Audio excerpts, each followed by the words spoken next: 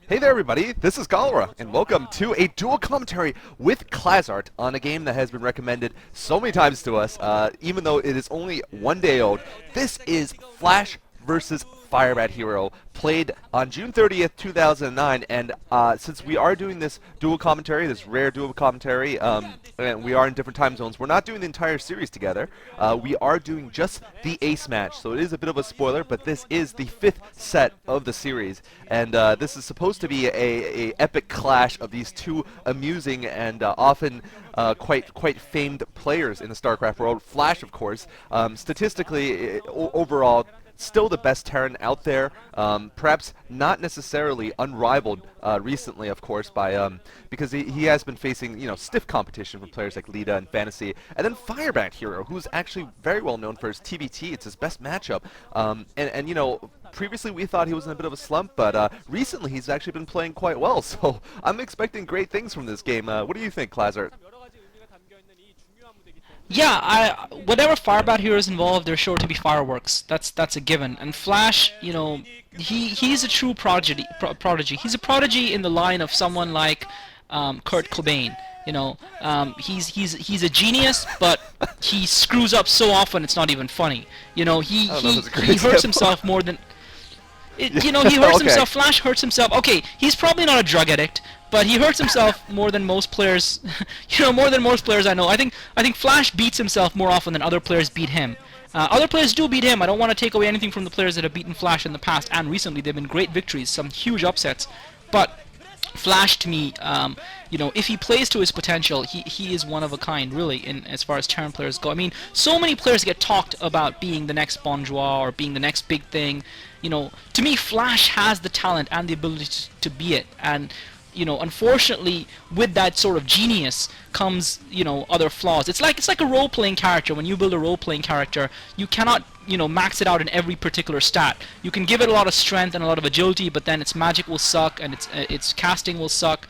Or, you can make it a really stealthy, fast character, but then it won't be particularly strong. And unfortunately, when you get someone like Flash, who's a complete genius at what he does, I guess he's still a little bit emotionally underdeveloped. He's still a little bit fragile mentally in terms of his game, and sometimes he's prone to just those kind of, I don't know, idiocy is the only right word for it. But anyway, can you tell I'm excited?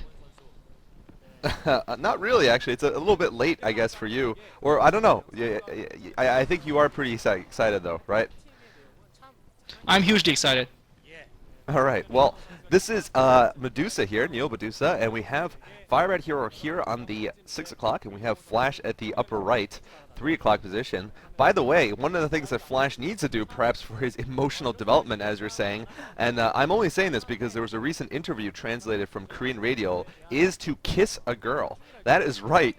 Flash, Savior, and Bisu were doing an interview, and you can find this on Team Loken. I might put the link up in the profile, or you can search it up, but Flash evidently has never dated a girl, or I don't know if he's not dated a girl, but never kissed one. And he is interested in a tall and cute girl, and not a white girl. Evidently, they got very specific. He likes the Asian look.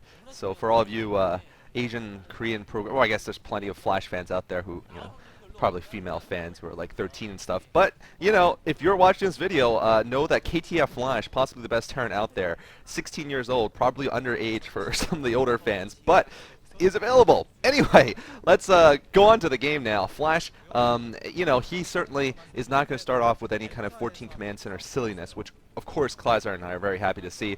He is building a barracks first, and it looks like the same coming from FirebatHero. No super early game cheese or abnormalities from either player.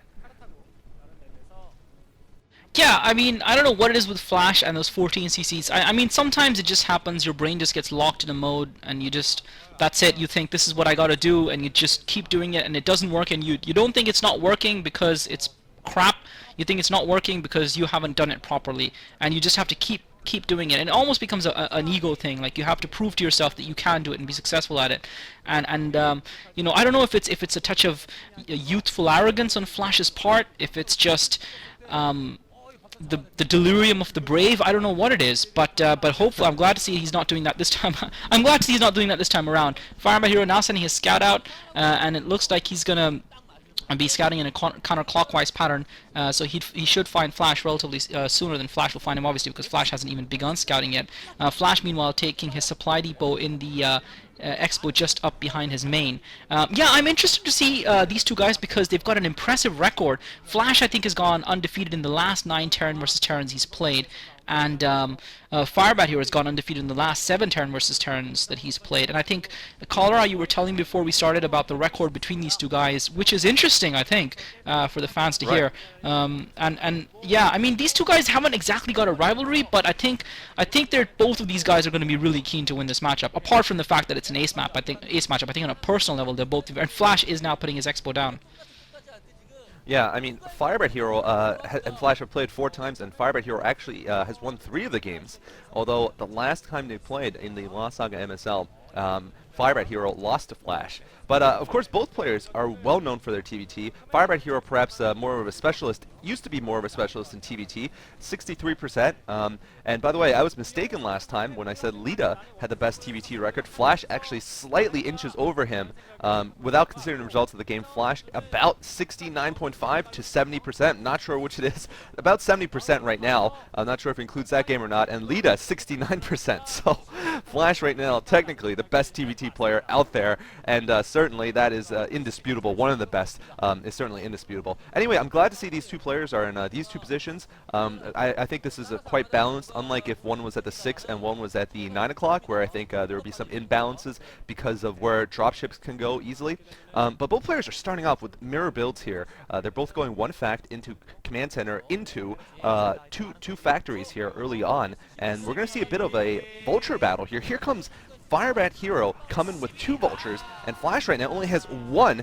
He's actually pulling a lot of SCVs that were transferring, and that's going to help him repair, but no, he's not doing a good job about it. He needs to repair that vulture and make sure it stays alive, and he's going to sustain some hits and lose, looks like 2 or 3 units there, but otherwise, he is going to be fine with a tank coming out. And early on, this is a very similar game, of course, complete mirror, as I was saying. And we're going to see, you know, what this builds into. I think Mass Vultures is a good segue at this point that maybe both players will try. Yeah, Flash obviously started up his command center a little bit earlier, which is why he had the 1 vulture, and FirebatHero was able to put a little bit of pressure on him early on with the 2 vultures, but Flash, I think, defended that well enough. I don't know if it was a coincidence and luck that he had those SCVs coming out just about as FirebatHero's vultures came in, and Flash did take a couple of SCV hits, so I think it's probably equalized the 2 builds of the 2 players. And FirebatHero now starting up his starport, and Flash looks like he's going for an armory, so FirebatHero is starting up his starport, so probably, my guess is probably going to go for dropships, obviously, because maneuverability is a huge thing on a map like this, and in Terran versus Terrans in general. The more maneuverability you have, the more you can hurt your opponent. So I wouldn't be surprised to see a control tower go down straight away on that starport. Yeah, I mean, both players choosing relatively standard conventional builds here. Neither player is trying to surprise the other. I think it's a good idea. Both players have enough respect, you know, to go for this. And you know, there are many examples in the past where one or both, or not facing each other, but FirebatHero and Flash both have done builds that I feel didn't respect their opponent. Basically, fun builds because they thought their opponent couldn't handle a weird build, or because they felt like they could just end it early. And neither player is trying that this time. It looks like both players are just getting tanks up, and meanwhile, FirebatHero is going to get some rates without cloak. Flash, meanwhile, has chosen the armory route, so we're going to see some Goliaths, and my guess is that these rates are not going to do a great amount of good because of the fact that Flash will have Goliaths up. And note that in modern TVT, siege mode is actually usually gotten very slowly, relatively late, you know, compared to what you would expect. And right now, neither player has siege mode. Usually, it's when you want to advance, or if you're facing a big attack and your tech is a little, otherwise you don't have many tanks, then you get siege. But anyway, it looks like FirebatHero is going to get siege finally, and Flash probably, yep, there it is, there's siege, and he does have equal number of tanks to FirebatHero. Yeah, Flash is setting up siege, and Flash's slightly advanced position has got FirebatHero locked down temporarily at least, and this is where that Wraith is going to come into play from FirebatHero, because Flash still doesn't have those Goliaths out on the field, so he's going to be able to use that Wraith to spot as well as push that racks back, but Flash does have the Goliaths coming in. Now the control tower going down for FirebatHero, but FirebatHero, with by virtue of that Wraith, has forced Flash back at the very least from that siege position, and I think that Wraith has basically done what FirebatHero wanted him to do, and it's a spot, obviously. But I think Flash's build, in my opinion, I mean, it's difficult to know because FirebatHero has now got the control tower going down, so he's going to have the dropships, and he's going to be able to make those raids. Although Flash isn't really that extended right now, that FirebatHero can really hurt him a lot with raids, and really kind of overwhelm and overpower him. I think as the game progresses, if FirebatHero can accumulate that dropship advantage because he's got the early control tower and build up a large fleet of dropships, then he can really hurt Flash. But Flash is in a decent position right now, and FirebatHero is forcing him. FirebatHero with the siege, taking out 3 of Flash's tanks. Nice. Flash loses 3 tanks there, and that was a little bit careless by Flash. Flash loses all of his tanks. Another shelling from FirebatHero, and Flash loses all of his tanks. He pulled his Goliaths back. He didn't do anything to counter that Wraith, and that Wraith is telling upon Flash. It really is. It's really making the difference. Even though Flash had the racks to spot, he's lost a lot of siege tanks. I don't know exactly what happened there and how that managed, but FirebatHero now pushing forward. He got about 6-7 siege tanks, and Flash is forced to fight a retreating battle here. He's still got that that racks to spot, which is almost dead. He's got a couple of Goliaths in front. Another shot takes out 3 more siege tanks, and Flash in desperate trouble early on, especially considering the fact that we're going to be seeing drops coming down soon from FirebatHero. Flash in a huge amount of pressure. Absolutely. I was just going to say, I think part of the reason why FirebatHero managed to do so well was he probably took off 1 hit point, one shot on each of those tanks with his Wraith, which makes them 2-hit kills from sieged up tanks rather than 3. That's right. For those of you who know, 75 damage. I'm sorry, 70 damage. Well, I guess he probably had to take 2 shots then. But regardless, it looked like his tanks were going down very quickly, faster than what we expected. Now Flash bringing some SCVs there. He needs them to absorb hits. Now finally getting a couple kills on FirebatHero. And I got also another good point was, of course, that FirebatHero advanced very, very carefully and very synchronously, and certainly that has helped a lot. Now this is actually part of the reason, though. Flash has expanded at the south, so that would explain the difference in buildings, in the number of units. And now we got a drop coming from FBH here on the south, on the new base. He does not want Flash to gain any kind of economic advantage, although it looks like his main push has petered out a little bit. Flash finally managing to stop the bleeding there, and now FirebatHero probably is feeling some pressure to either expand or to keep this push up. And as we can see, he's got about 4 tanks here, 5 tanks, trying to inch up, and once again he's going to get Flash with his scan. Flash no longer with a scouting unit, which means that every time FirebatHero gets in range, Flash is still unable to attack it until he sees it. And now he's suffering the consequences from this. As you see, the Wraith contributing to the kills with probably 2 kill tanks, from taking credit for 2 tanks getting killed, and that's certainly very helpful. And right now, Flash a little bit behind. As you can see, FirebatHero putting up his Expo and with a much larger army than Flash has accumulated.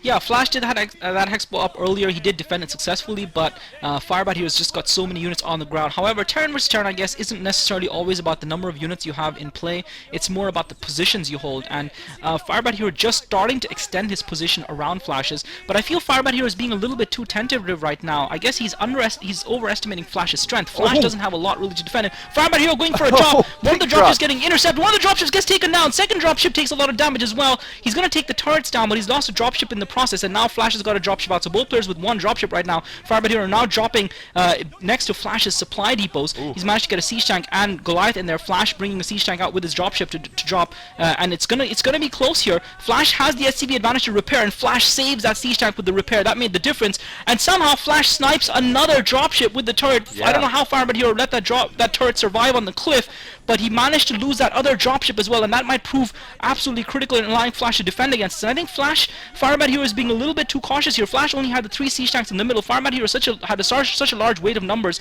on his side, especially with the 2 dropships. If he just barreled through and pushed through the center, he might have been able to overwhelm Flash, but I feel he was trying to be a little bit cute, trying to be a little bit cautious. But nevertheless, Flash does find himself with his back against the wall. He is hemmed in. He is completely surrounded and corralled. He's fenced in, and now Flash is moving in through the middle, and FirebatHero is going to struggle to defend this. Flash is going to struggle with this. FirebatHero coming in, and whenever you see that camera zoom in on someone's face, you know they're in trouble. Flash coming out with his units now, with the SCVs in support, and he's having to fight at multiple fronts.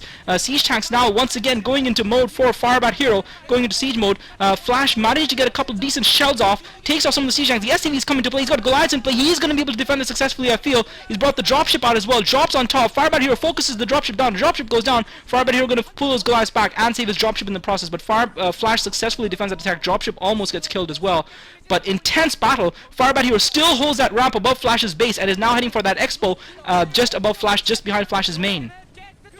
Yeah, I mean, Flash besieged on all fronts here, but managing to fight them off fairly well. I mean, I feel like Flash is like the Soviet Union here in World War II, being attacked by a very successful blitzkrieg so far, but can Flash hold out and let his slightly, well, I don't even know if it's a superior economy at this point. I guess the question is whether Flash can hold this out, these multiple attacks at multiple fronts. Now, the thing is, they are on multiple fronts, which means each one may be beaten piecemeal by, you know, just the coordination of Flash in the center. He does have the inside supply routes, but now he's going to lose a gas here in addition to losing a number of SCVs and a lot of units. At the same time, though, he finally manages to clear FirebatHero out, which means temporarily he should have an equal-sized army. The economies, as we saw, are equal right now. Both have 3 bases each, so I guess that's different from you know, World War II, but we can't make too many analogies in StarCraft. But still, very interesting here. Flash also with an upgrade advantage at 1-0 when FirebatHero is still 0-0, which could play out in the long run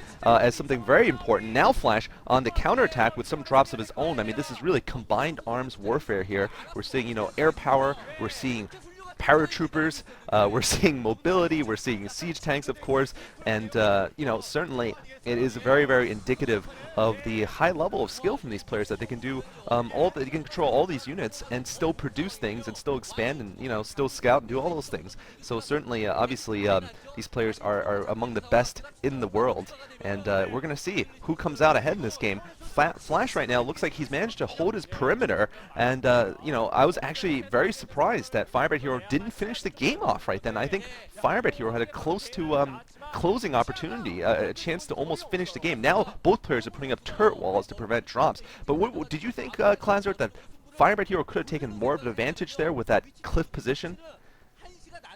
Yeah, I don't know necessarily. I mean, again, Flash somehow seems to pull out of this. He's somehow managed to hold. Now Flash is coming in with the 3 dropships, trying to find an opening to attack. FirebatHero's got 3 dropships of his own, maneuvering around as well. But I think FirebatHero had an opportunity to close the game out early on when he pushed behind, when he took out those 5 siege tanks of Flash's in the middle. He should have just kept pushing on instead of going for a drop at Flash's expo at the 5 o'clock position. I think that drop delayed him, and then he made the push afterwards, by which point Flash had been able to rally his forces. So I think FirebatHero missed a little bit of a trick there, played a little bit too cautiously, gave Flash a smidgen too much respect. But I think if you look at the map, I think the mini-maps in Terran versus Terran always tell a great deal, and you look at the way there's this kind of line of yellow stretching across the map, giving FirebatHero effectively control. Flash now has got about 5 dropships. He's looking to try and break through FirebatHero's lines and try and get in behind, try and drop in behind, and open up another front here, because right now FirebatHero is presenting a united front. FirebatHero obviously seeing the dropships, and Flash has managed to slip through a hole in the curtain, a hole in the net, and FirebatHero immediately moving his dropships to intercept. I think Flash has got 1 dropship more to FirebatHero. FirebatHero desperately trying to get some turrets up at that 9 o'clock expansion. Flash meanwhile dropping at the 10 o'clock expansion. That's just going to delay Flash a little bit. I think FirebatHero is going to be content to see that expansion. But if you look at the map, FirebatHero has essentially kind of got, I say, 60 or 55 to 60% of the map, compared to Flash's kind of 35 to 40% of the map, and that is where FirebatHero still holds the advantage. But Flash, of all players, is capable of kind of defending and coming out with a large force, because he's so much more effective in battles. As we've seen, he somehow managed to hold FirebatHero off, even though FirebatHero hadn't done. FirebatHero now coming for a drop, trying to take off those forces of Flash's that Flash had dropped, and FirebatHero is going to polish them off, because Flash is just trying to take those turrets down, and FirebatHero is positioning all of the map. But Flash has now managed to establish a beachhead and a defensive posture, and it's just going to be very close. Shelling from both players on that bridge. This bridge is going to be absolutely crucial. If Flash can hold this, it'll give him a really good chance in this game. FirebatHero coming in with reinforcements, though. Flash already committed most of his reinforcements early on. Flash doesn't have spotting units, but he does have the scans. FirebatHero with only 2 siege tanks left, Flash with 4, and it's going to be very close between these two. FirebatHero loses another siege tank, and I think he's just going to about hold this. So Flash has managed to secure himself another expansion at the 1 o'clock base, and that is absolutely critical, because it's going to give him a lifeline to be able to last longer in this game and continue to build up his forces against FirebatHero. Yeah, I mean, I think Flash right now is a very tenuous position, and in fact, these turrets have been super cost effective. I think this is very, very smart from FirebatHero. We've seen that in the past in many TVTs, and I think it's always a great idea. These turrets are throwaway. They're 75 minerals, but they spot for you, and they also, in this case, are making Flash a little bit OCD. He is, spending vast amount of resources trying to take out a couple of turrets, and certainly that is a huge benefit for FirebatHero. Forcing Flash to commit just to kill them so you can gain some mobility, and that's important for Flash, and certainly it's cost effective for FirebatHero. And right now Flash with one advantage, the upgrade advantage. Once again, we're seeing Flash with +2 upgrades, and FirebatHero with only +1. I'm sorry, siege tanks do 75 damage. I am sorry, they do with two upgrades. Sorry, they do 76 damage, and that is enough to kill tanks. So. Wow, I'm getting my numbers wrong. 78 damage. Whatever the hell it is. I just woke up about 20 minutes before this game. But, can't do it off the top of my head right now. But FirebatHero, like you're saying, has taken more bases. He does have the entire main of the upper left. He has an option for the mineral only. But Flash right now is trying to prevent FirebatHero from taking the natural. He definitely does not want FirebatHero to gain more territory than he has. And he knows that this is absolutely crucial in TVT, is the positioning of units. And why don't I pass it over to Klazar, where I try to figure out exactly how much damage every tank does, just because for my own edification here. Yeah, I think you're absolutely right that FirebatHero had those turrets in a line, and it was a very cost-effective move. And Flash, I think, reacted just in the nick of time, because any longer, Flash was forced into action there any longer, and those turrets would have gone up, and there would have been more turrets behind them, and it would have been impossible for Flash to break through, and he would have been completely locked into his side of the map. As it is, he's managed to wedge an opening at the top half of the map, at the northern part of the northern theater in the northern district, and just managed to wedge out enough of an opening to take that expansion to the 1 o'clock position, and also kind of semi-secure the expansion to the 12 o'clock position, which is surrounded by FirebatHero's units, but Flash does have a beachhead there as well, does have some forces, and once again, and it just allows Flash that little bit of maneuverability, and forces FirebatHero to extend himself as well. FirebatHero, the larger surface area that Flash can present to FirebatHero, the more FirebatHero has to spread his units around as well, whereas before, if FirebatHero had that area locked down, he could just rely on his dropships for mobility and focus his forces down and basically close Flash out. As it is, FirebatHero is also forced to extend himself, and I think this game has developed into a little bit of a stalemate right now,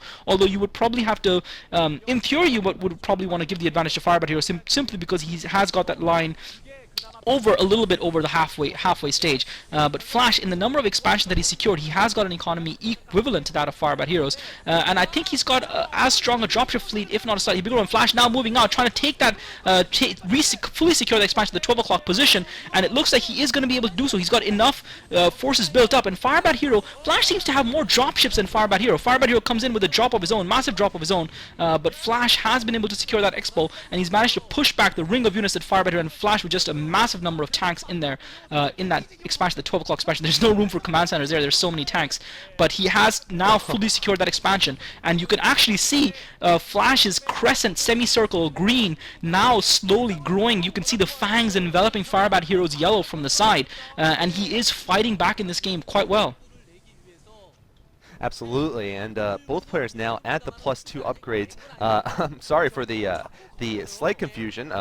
Every level upgrade does +5 damage to the siege mode of siege tanks. So now both are doing 80 damage. No amount of armor can stop them from two-shotting tanks, and that is just so important in this game. Now both players though at the same level, and right now we're gonna possibly see some kind of tech switch if this game stalemates any further. Both players have accumulated a tremendous number of turrets around the map, so that means that dropships are going to actually become slightly less valuable in the long run because they just simply cannot penetrate the other's air defenses, which means possibly battle cruisers. I mean, battle cruisers, of course, are very good against tanks, but hold that thought. Right now we're going to see FirebatHero making an advance here at the natural expansion of the top. No, it's not going to succeed. It looks like those those dropships were not full of anything, or, well, actually no, he didn't want to drop the top of them, I guess, is the only reason I can think of. I guess he didn't want to be dropped on second, Right now, Flash with +3, definitely still with a slight advantage there. And, you know, I certainly can see that happening, though. Some kind of battlecruiser game or some kind of tech switch into, you know, mass rates has caught people off guard. Of course, there was Lita versus Flash on the same map where Lita, in desperation, went for nukes. And nuclear weapons did not work out for him in that case, as they generally do not in StarCraft. But who knows? That is a possibility. And right now, looks like we're not seeing anything at the science facility just yet. They're just showing it to us because, like I said, both players are going to start thinking about whether to make that final transition into, you know, end-game tech into the battle cruisers that might break the stalemate. Yeah, I mean, I think when you're talking about nukes, I think it's kind of interesting how StarCraft probably to me is Flash now coming in with another massive push right this time right in the middle of the map, continuing to take more and more territory from FirebatHero. FirebatHero countering with his dropships, but his dropships are still some distance away, and Flash is going to be able to clear out most of the middle, and FirebatHero is going to be forced to turn his forces around. He's going to be forced to turn his tail and move away and try and find another avenue of attack. I guess he's going to try and focus on that expansion at the 12 o'clock base that Flash has been trying to secure. Flash changing the focus of the attack, and now having cleared out the middle is just marching his forces along the ground with dropship toward the middle, and he's going to catch FirebatHero there as well, and he catches FirebatHero's forces in the middle, preventing FirebatHero from getting up there and taking out. And Flash, I have to say, it looks like Flash has got the advantage. He's systematically, piece by piece, sector by sector, eliminated FirebatHero's forces from the map, and it just seems to me like Flash is waging a much more effective war. He just seems to be using the map to better advantage. He seems to be positioning his units better.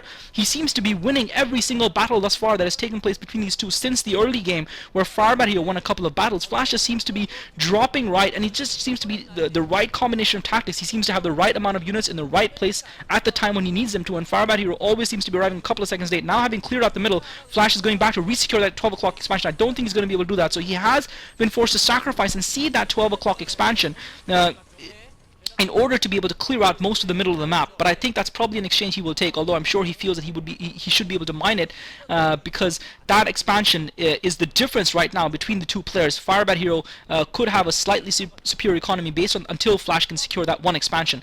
But yeah, I agree with you. I mean, talking about nukes, StarCraft to me is one of the few games that really represents real-world warfare. You can see it reflected in all of StarCraft's tactics. Exactly. It's just all, you know, in supply lines, even, well, not, I suppose the only factor that doesn't come into play is morale. Flash once again coming in, persisting and trying to keep that middle. Both players dropping massively, and this is going to be almost the deciding battle here. Siege shots going on from both players, and looks like FirebatHero is going to win this battle, and Flash losing a bunch of dropships as well, and FirebatHero is going to be able to re-secure the middle. So this is the first big battle I feel that FirebatHero has really won, but Flash, having spent a lot of energy clearing out the middle, has lost it once again to FirebatHero, who now seems to have again a superior dropship fleet, although he's going to have to rebuild all those turrets in the middle of the map. Flash coming in with reinforcements as well. FirebatHero now bringing the SCVs in straight away to try and rebuild that turret line while pushing forward with the siege tanks as well, trying to retake those bridges. Flash dropping on those bridges to re-secure them, and constant back and forth and shifting off the frontier line. As you can see, Flash still with that lifted command center, and those dropships now getting caught out by the Goliath, by the lone Goliath, and that's very careless by FirebatHero. He lost 2 dropships to 1 Goliath. Horrible! 3 dropships lost to the 1 Goliath. That is really poor by Flash, and he's lost the advantage that I think he had fought back for himself. And this game constantly shifting. But yeah, I think it's actually good that nukes are the one place where StarCraft doesn't represent real-world warfare, because in the real-world warfare, nukes are endgame, essentially, and there is no counter to them, and there is no way to stop them, whereas in StarCraft, they aren't very effective or cost-effective. If they were any more powerful, then pretty much every StarCraft game with a Terran player would degenerate into nuke warfare, which I think wouldn't make for the kind of variety we like seeing. So I think that's a good sacrifice. But yeah, wow, this game continues to confound and surprise. Yeah, you know, I mean, I think the best real-world or the historical analogy would actually be something like World War II's V weapons that the Germans eventually made. I mean, they were very impressive, but they were very early tech. I'm talking about the V2, the first ballistic missile of all time. That's what kind of reminds me of the, you know, what nukes kind of remind me of. They're almost like a wonder weapon. Like, they're supposed to be very, very powerful, and they eventually might have the, you know, I guess historically they might have the potential to be very powerful, but in reality, in StarCraft, in World War II, if you want to call it, they're not very good. They're just not very cost-effective, even though they are wondrous in many ways. Anyway, it looks like FirebatHero is finally managing to clear out this northern area here, and I thought for a second I was going to say FirebatHero looks just weaker than Flash in the late game here, but no. No, FirebatHero is proving us wrong here. He seems to have just as well control right now as Flash does. And Flash right now is not doing that great in terms of his map position. If he loses that 12, like you said, that's going to be critical. That, you know, both players are getting mined out soon. So that means that in order to keep up their production level, Flash needs to get more minerals. And that is the one most important resource right now here at the 12. FirebatHero continue to consolidate his position. He's having some SCV problems, so I think he's just making weird transfers right now. That's what they're showing us. But that's not going to be huge. What's going to be very important is, of course, who can land a decisive blow to the other one. If it continues like this, if it continues like a back and forth like this, FirebatHero will win the game because he does have one extra base over on Flash. In fact, if you technically include the back mineral expansion on the natural in the top left, he actually has 2 bases over Flash. Here comes a tech switch from Flash. He's going to go cost effective here, or try to go. And he's going to get some vultures, probably with mines, is my guess. Although it certainly is a possibility of a harassment. We don't even have mines yet. There's mines actually. And you know, right now we're going to see if that can do anything. FirebatHero now dropping once again, this time succeeding again. And now if he takes out this 1 o'clock position, the game will be over for Flash. Can he defend? He does get troops there on time to hold off this initial push. Does FirebatHero have a follow-up? Another follow-up would be devastating. It looks like Flash losing a number more forces than FirebatHero is. FirebatHero definitely with a huge advantage here. And let's see if he can finally manage to seal off the game like he couldn't do earlier. Yeah, FirebatHero has clawed back an advantage. Flash seemed to have been inching his way back into the game, having secured that 12 o'clock expo, but he went for that massive attack in the middle, which I guess ended up costing him, even though he seemed to have won the battle initially. FirebatHero struck back at the 12 and has retaken control of the map and now pushed forward. And that one big battle they had, Flash lost a lot of dropship in that, and Flash using the height advantage of the cliff of his main to shell FirebatHero's units that cannot reply back. But FirebatHero is coming with reinforcements in those dropships. The key is that FirebatHero has had a dropship lead of about 5 or 6 dropships on Flash since that big battle in the middle, and Flash just hasn't been able to do anything about that. But FirebatHero, I guess, can't afford to throw away a few more units in Flash, and Flash has to fight cost of Flash taking off more siege tanks of FirebatHero's. And again, you can see Flash with not as many dropships as FirebatHero's, but he's managed to take out almost all of the units that FirebatHero had at that 1 o'clock choke. I guess that's why that's not such an effective avenue of attack. Flash has found a way of attacking and taking out those entrenched forces. Normally, in order to take out a Terran's forces that are entrenched, you have to sacrifice a lot of units, but Flash was able to kill, I think, almost 10 siege tanks and a few Goliaths there without losing any units at all, using that ridge, which is, again, something that I think we learned. This is the thing about StarCraft. Every game that's played, you learn something new. Flash now dropping on top of, and he really needs to micro those dropships out of there so that he doesn't lose them, dropping vultures and siege tanks, mostly vultures, to take out those siege tanks. And I was wondering how Flash was going to use those vultures, because normally at this late stage in Terran versus Terran, vultures aren't very effective because they just get shelled before they get in range to even plant spider mines or anything. So I was wondering how Flash was going to make use of them, but Flash has managed to find a way to make use of them, but he really does still need that 12 o'clock expo. He really needs to still be mining from it, and he can't. And I'm not sure what he's going to be able to do to counter FirebatHero's dropship, but I do feel FirebatHero has backed off a little bit. I guess he was forced to, because he lost so many units at that 1 o'clock position that he had committed to. So Flash has restored a little bit more balance to the game, but he needs something here. He needs to do something to change the momentum of the game. It's not FirebatHero who needs to be the aggressor, because FirebatHero is in the stronger position. That is possible. FirebatHero, well, I mean, it is very close right now. They're even on bases. FirebatHero up by just 1 mineral mining. If my count is right, I think that is pretty much it. Yeah. FirebatHero is only up by the mineral only at the upper left. That's the only base he has on Flash if the 12 o'clock remains unheld by either player, as it is right now. You know, Flash right now has you know, he's been playing overall very well in the end game with a couple mistakes, whereas FirebatHero has been playing brilliantly at certain points and then just very timidly at other points, I think. I mean, overall, Flash's average is maybe a little bit higher than FirebatHero, if I may dare so. FirebatHero has made a couple brilliant just maneuvers with a couple big victories, but at the same time, he's also allowing himself to stay too defensive, in my opinion. You know, with very good players, you can't afford to just be defensive. It does help in Terran vs. Terran to get contains, but there's a difference between getting contains and then just sitting on your butt and expecting to win by attrition only, because you know, that just doesn't work that well against a dynamic player. Against weak players, maybe they'll just give up. You know, they'll roll over and play dead. But Flash obviously is not going to do that just because he's low on resources. FirebatHero getting double upgrades here. That's the Vulture speed and mines. So I think FirebatHero just hasn't done enough attacking, whereas Flash has been more aggressive in the late game, constantly making probing attacks. And FirebatHero needs to make sure that, you know, he's going to go for, I know what he's thinking, he's going to go for one big assault, but he needs to make sure, of course, that one assault works. Whereas Flash is just poking and poking at different locations, and I think that might end up being the better strategy. Yeah, actually, I agree with you. That was exactly the word I was thinking about, one big assault, or the phrase I was thinking about, because what FirebatHero has done consistently is that he's amassed forces, and when he's felt he's got a large enough number of forces, then he's made his move, whereas Flash has been more willing to make so. And you can see, again, FirebatHero still with superiority number of those dropships. He's got about 3 or 4 dropships on Flash, which gives him a larger mobility and larger force. But I think we are being a little bit unfair to FirebatHero as well. He did make that massive attack at that 1 o'clock base. He did go for the kill, but it seems to me that that's what FirebatHero is doing. Ironically, he's not trying to win a war of attrition, because if he was trying to win a war of attrition, he would try to harass Flash at multiple points, keep him off balance.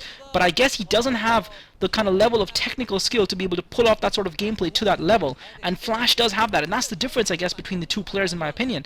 You know, although I'm sure FirebatHero fans will completely lambast me for saying that, but that is a difference between a Bisu and a Stork, even though Stork often beats Bisu. It's just the fact that, you know, Bisu has got that level of multitasking, and I think that's something that Flash has as well. You know, it's that kind of innate level of slightly higher skill that the very best of the best possess. Flash now losing some SCVs, being shelled in transfer to that 1 o'clock expo. He's not going to get any of them there. I guess unless they were throwaway SCVs, that's going to cost him a lot. But I have a feeling that they probably were throwaway SCVs, and he probably intended on them getting taken out.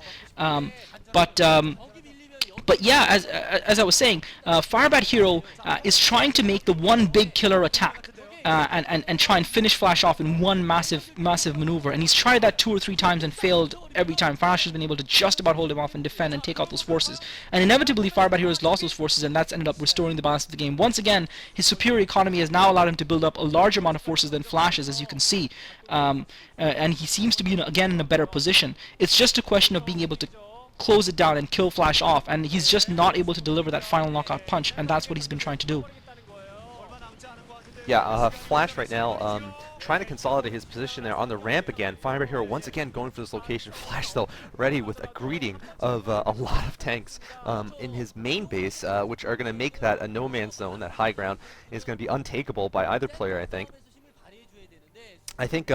Well, I mean, right now it's so close that we can't really say at all. Both players are just, you know, gonna get attrited out though pretty soon. You know, probably Flash has maybe the 1 o'clock still mining for him, and FirebatHero has the upper left main and mineral only mining for him. So both players right now are eyeing the remaining resources in this world, which is this 12 o'clock location. And I feel that after one big battle occurs, if it does, then both players are going to just be scrambling for the last remaining resources. It's going to be very desperate, and there's going to be fewer units on the ground because neither player is going to be able to rebuild. But look at this though, FirebatHero has a tremendous war chest of 5,000 minerals and a few hundred gas. In the late game, minerals are more important, of course. I'm not sure what Flash's war chest is at, but that's going to be very important too. Like we've been saying, FirebatHero has had more resources coming in the entire game. He has more total resource nodes than Flash does. Flash with about 2,000 in the bank. I gotta assume that both players are maxed. Yeah, Flash is maxed. I think FirebatHero was near maxed. Of course, they've been at max for a long time, and it's going to come down to tactics now. And you know, grand strategy, I guess, is not really part of it right now. That both players, have expanded as many times as they can. It's just going to come down to who can make a brilliant multitasking attack. Yeah, it's kind of strange. Even though both players are at 200 side count, for some reason it seemed to me for a while like FirebatHero has more units. And I think that's down to the fact that Flash is locked in defensively, and because he's locked in defensively in 2 or 3 different places, he's forced to keep forces there. Whereas FirebatHero has got this kind of front across the middle, and he's more able to move his forces across that front as and when he needs to, because he's not on the defense. He's the aggressor, and he's keeping the pressure on Flash. And it just, I don't know why, I could be completely wrong about this, but it's just seemed to me, and FirebatHero Hero's got a command center floating over there as well, and you're absolutely right. That 12 o'clock expansion is the expansion over which this whole battle has been raged, and you can just imagine a war spanning galaxies and planets and solar systems coming down to one continent on one planet, and that is that one little continent that Flash and FirebatHero are now fighting over, and not even an entire continent, but a corner of a continent. And upon that, the fate of these two massive players and armies rests, and these two teams, KTF and Samsung Khan. Flash once again now using that command center to spot and managed to take out another siege target. FirebatHero has inched his way into that 12 o'clock base, but neither player really able to completely controlled it. Flash had it for a while, and I think Flash made a little bit of a mistake trying to clear out that middle. Maybe in hindsight, if he'd held on to that base and focused his resources there, he would have been able to have the resource count to be able to take FirebatHero down. Although I guess he couldn't see, because FirebatHero has gotten that position back that Flash sacrificed that expansion to take, and since then FirebatHero arguably has had a slight lead. Flash now coming in again with the dropships, continuing to hold that base, reinforce it, and that is where the focus of the battle now lies. And I don't know what's gonna break this deadlock between these two players. Whether either player is really gonna be able to get enough units over the other to be able to overwhelm. FirebatHero not coming in with a massive drop. Flash has scanned it. He's gonna be able to intercept some of the dropships, and they come in, and disasters for FirebatHero. I think he lost 3 to 4 dropships in that. That's absolutely disastrous. Yeah. Somehow Flash, with some sort of genius, getting that scan off as those dropships came in, giving those Goliaths maximum effective range, and those Goliath missiles tore through those dropships. And FirebatHero has taken a heavy blow, and that advantage that he's had for a while now of dropship lead over Flash, giving him the greater mobility, has been somewhat neutralized. Well, I mean, both players are also going to start considering how to use the remaining resources they have left, because it seems neither can expect to have the 12 until the game is decided, pretty much. It doesn't look like either player is going to get it, and that's going to be the deciding point, as you said. Right now, Flash and FirebatHero both stalemated at this one location, probably 200 psi total worth of units, just in the clustered up here in a small area at the top. And you know, as you can see, the command centers are relegated to just scouting units. That's the only reason they're there right now. Pretty much the only purpose they can have.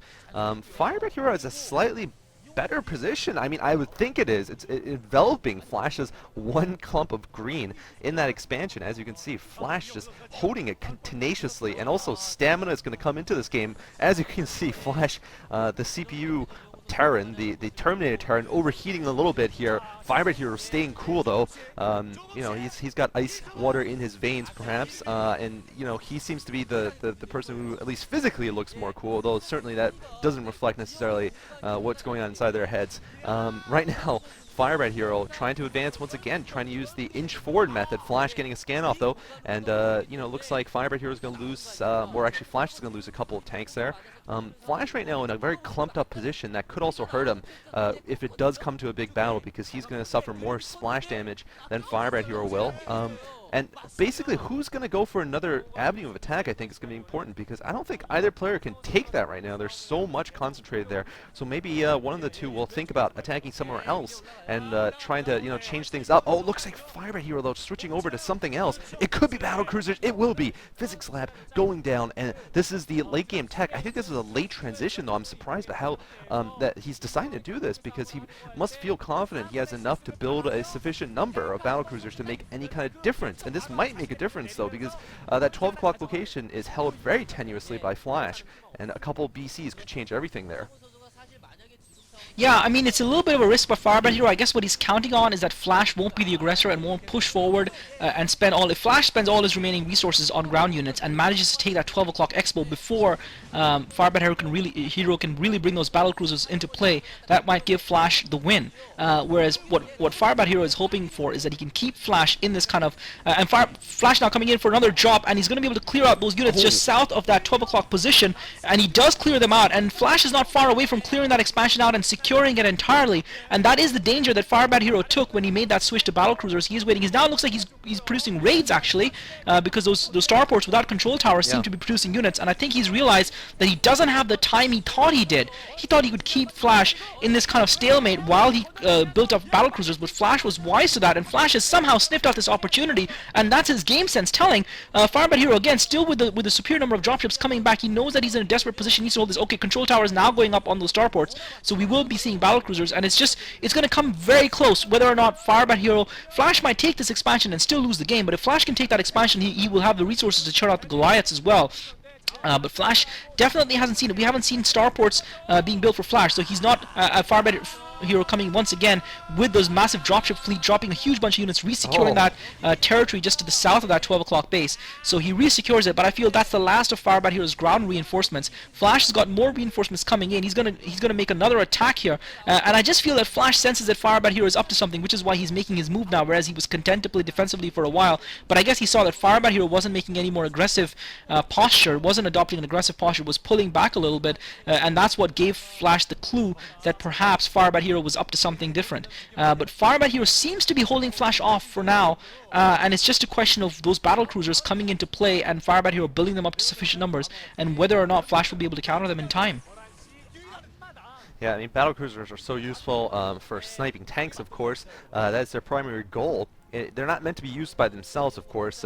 Generally, it doesn't happen unless both players have tons of them. They're meant to be combined with the tanks to help siege forward, and the tanks will protect them against Goliaths.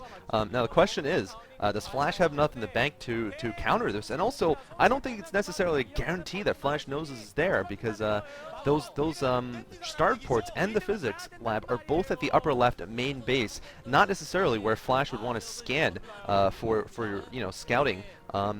Usually nothing important would be there, so we don't know whether Flash knows or not, and this could come as a nasty surprise to him. Looks like only 2 starports are producing, 3 maybe, and that means not many battlecruisers, but certainly just maybe 4 or 5 could swing the game, because there's not much anti-air there that I can see. A couple Goliaths, and that's it. Battlecruisers against small numbers of Goliaths, just eat them up. So this could make a huge difference. This wonder weapon here coming from FirebatHero could still win the game for him.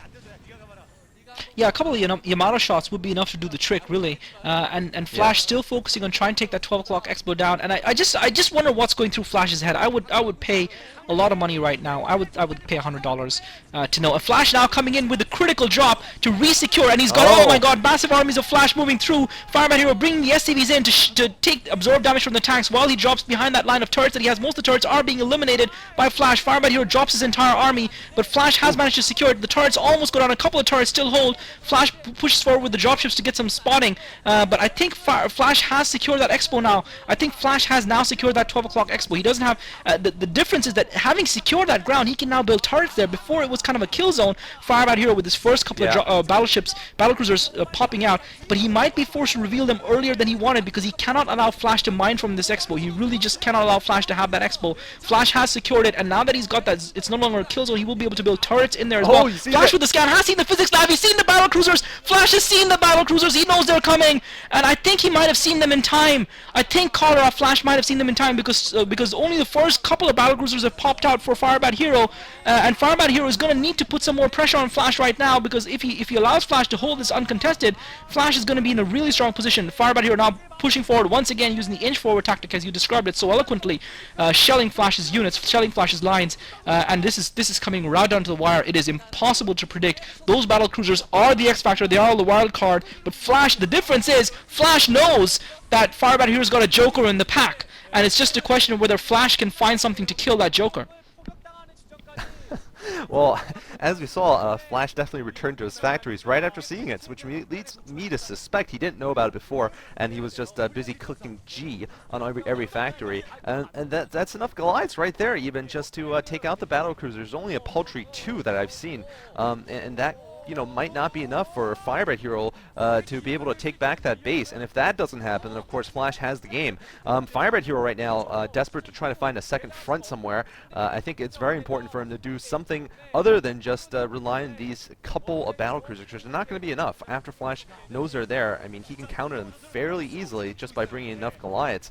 And I only see one, in fact. Maybe there's a second hiding somewhere. FirebatHero trying to get Yamato, of course, so he can do something at least with them. But right now, it doesn't seem to be working out. And if in fact it was because he was trying to build this that he didn't have enough ground forces to stop Flash, then it would be just an error. I mean, honestly, if it was because of this switch, and this switch isn't cheap, by the way, it does cost a lot of resources to get those starports, control towers, battle cruisers are, 400, 300, Yamato, I mean, all this stuff cost a lot, and if it's that cost FirebatHero the game, I think he's going to really regret it after it's over. But right now, let's not call it too soon. There are 2 battle cruisers out.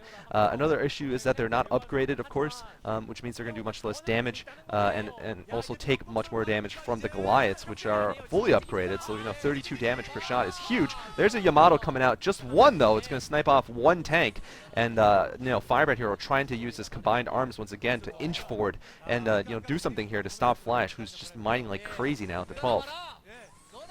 Yeah, the problem is that Flash is just going to bring another siege tank out and put it back in that position, and that one hit isn't really going to be enough.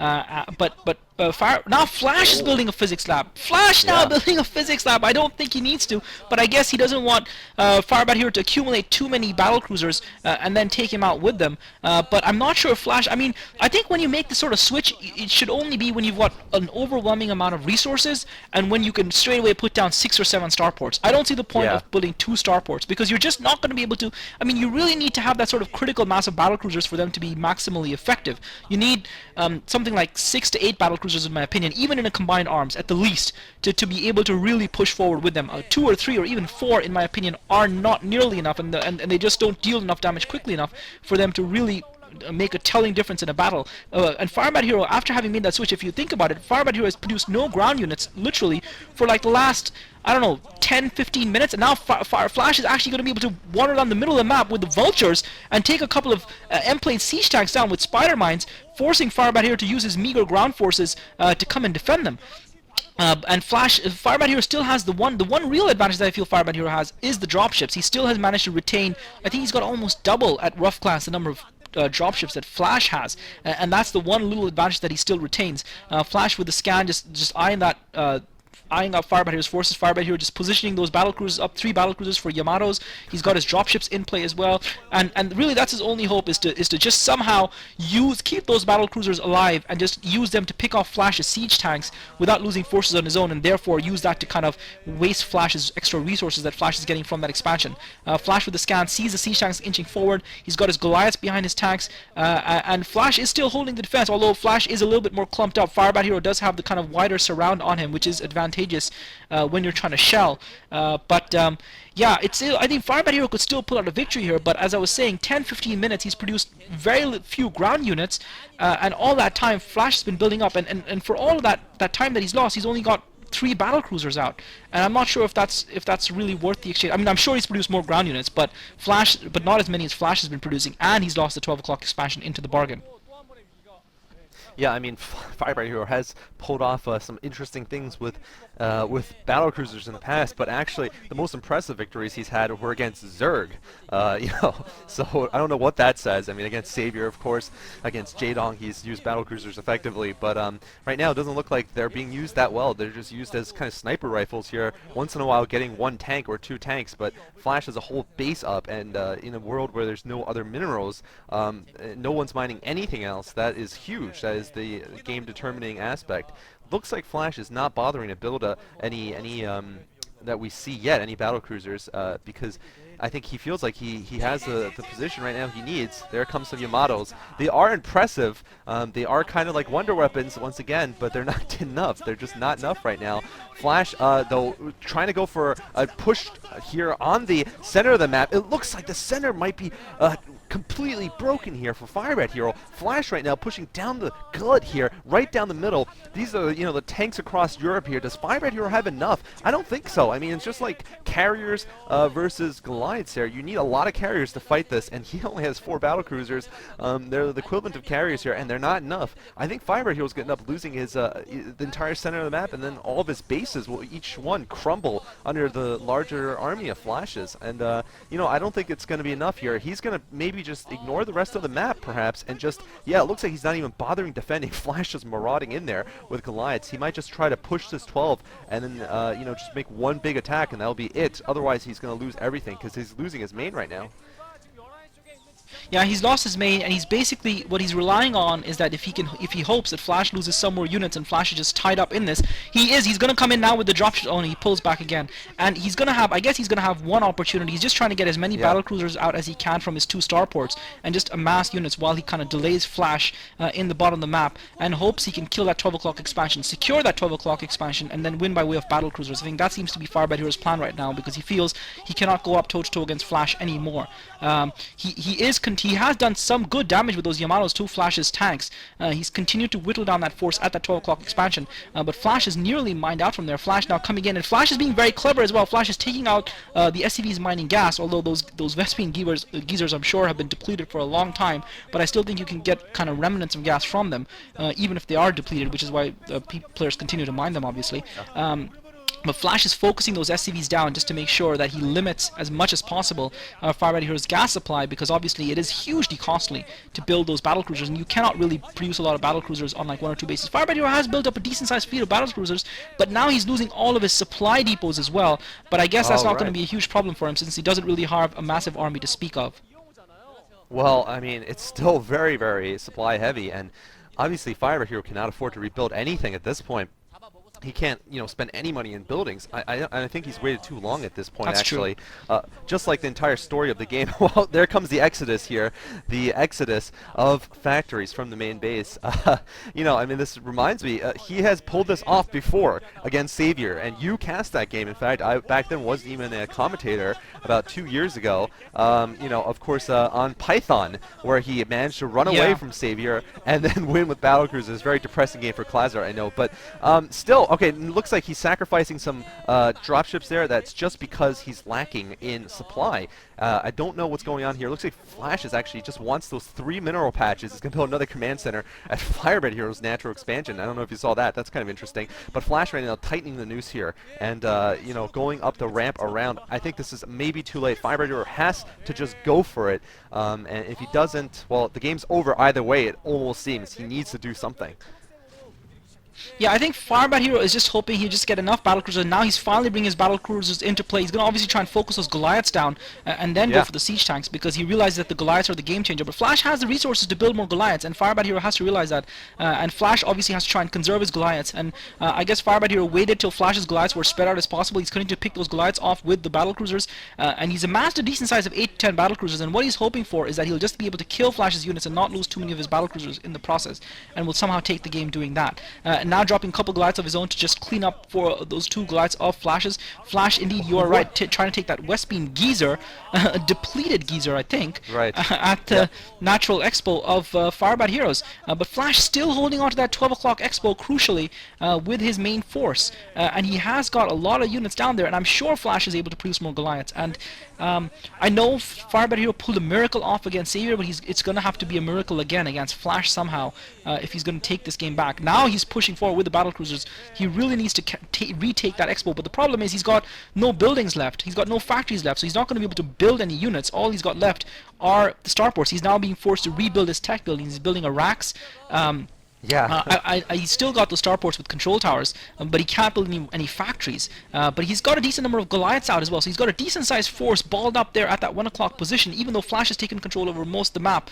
And it seems to be that FirebatHero feels that he can fight a battle of attrition now, and I guess he feels that's his only option, where he just has to keep killing Flash's units with the Yamatos and keep his battlecruisers alive and repairing them, and eventually take this 12 o'clock, and he'll win the game. But the longer Flash holds on to that, the more he'll be able to replace his losses. So FirebatHero's strategy won't work out in that regard, but he has built up a decent-sized fleet of battlecruisers, so I wouldn't count him out just yet.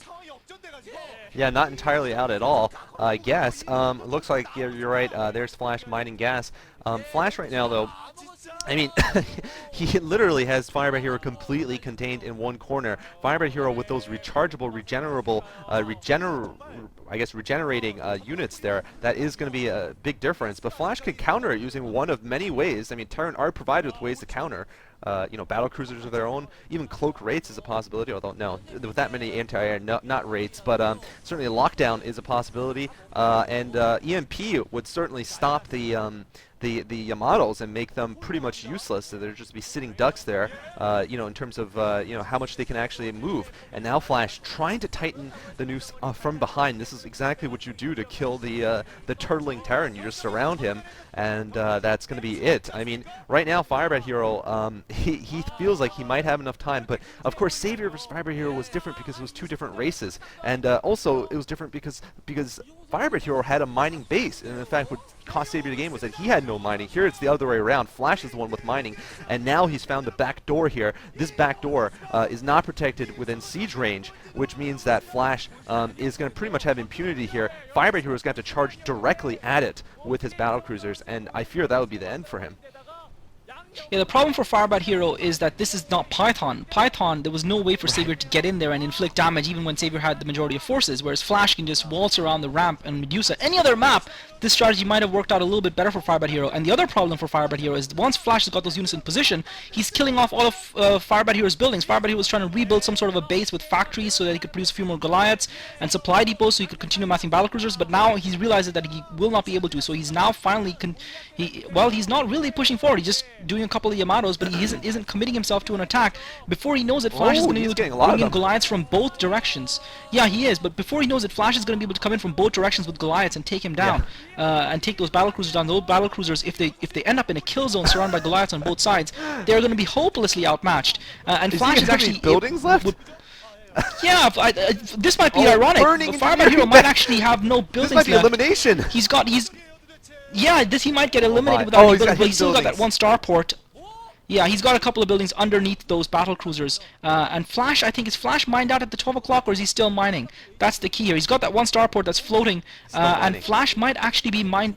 Flash is still mining, so Flash is still going to be able to put those Goliaths out. And I'm surprised Flash hasn't built a science vessel, even if just for a couple of EMPs. It would be quite handy, just to limit the Yamatos of his opponent. So I'm surprised Flash hasn't done that. But FirebatHero, with that floating, burning engineering bay that is, I'm sure, going to burn out and die, I don't think FirebatHero can do anything to save that. Apart from that, he's just got his buildings left there. I think he might even have something floating at the very top left corner of the map.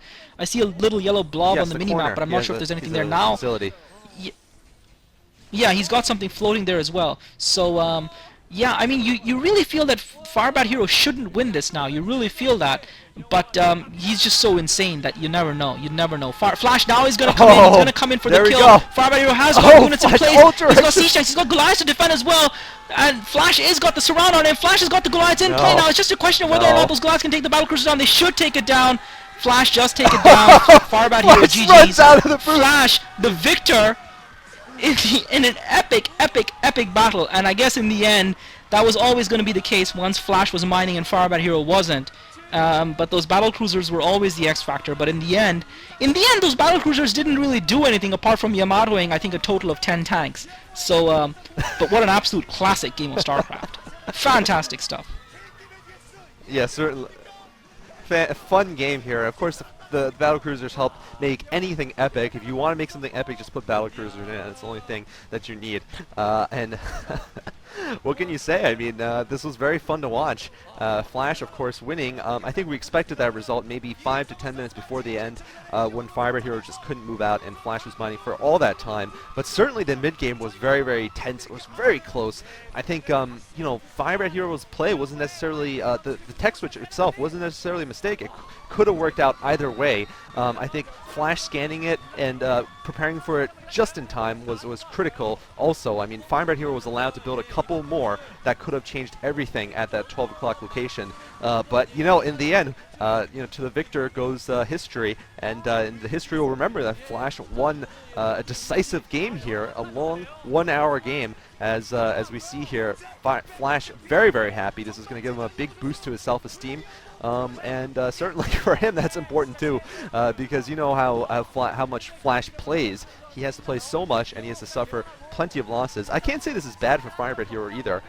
He has been doing a little bit better recently, as I said, than he was about a month ago when he was losing tons of games straight. So I would say that he shouldn't feel bad about this at all. He did play a great game against the great Flash, and certainly that's the way it goes. So good work there from FirebatHero also. Yeah, I mean, I'm not going to take too long over this because we're already running for an hour. Yeah. But I think that the one factor we haven't really estimated, or that we've maybe touched upon, that I think has been the biggest factor in deciding this game is actually the mind games. Is actually the fact that FirebatHero is facing against Flash, and Huh. that it was Flash itself. Firstly, in the sense that FirebatHero was tentative so often when he could have been more aggressive. And that he was trying to get that one big kill and kill Flash off as opposed to try and take him down piecemeal. And the fact that FirebatHero, even when he had a slightly superior position, felt the need to make the tech switch to battle cruisers. And I think the other factor is Flash himself and his ability to hold the line and hold the line and hold the line and claw his way back into the game. And I think we should give credit to him for that. But I definitely think that the fact that he was facing Flash played with FirebatHero's mind and played with his strategy, and I think that definitely had an outcome in the game. But still, an absolute exhibition of StarCraft. Absolutely, and I think that with that we can end this commentary. Thank you guys very much for watching, all of you out there, and hope you guys enjoyed. I might end up doing the first 4 games, although I do know somewhat what will happen, at least in terms of the score, of course. This was the ace match, but regardless, thank you guys all for watching, and stay tuned for more commentaries from us. Peace.